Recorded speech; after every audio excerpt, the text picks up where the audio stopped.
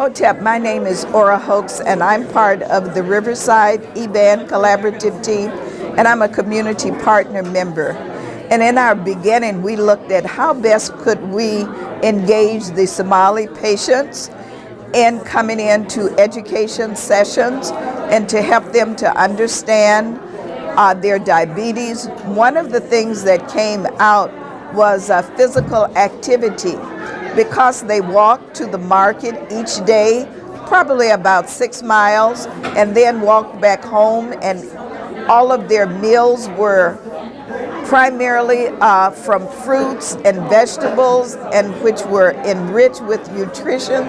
And so now they're in America and there's limited walking, so that reduces their ability to exercise. And of course, we're in Minnesota and there's snow. And so one of the things we had to look at is how we could get them to be more engaged in physical activity.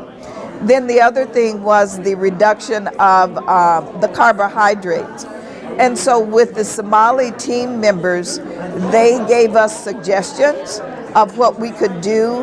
And then the other thing was to ask the patients. And so when we had our education session, one of the things that I observed as was shared, we had a meal, and then there was the presentation on how much oil that should be used, which was very minuscule. It should just cover the pan. And then looking and comparing it, eating the bread and the pasta and the rice, the size of the meat. And so it was a new education for them in eating food here in America.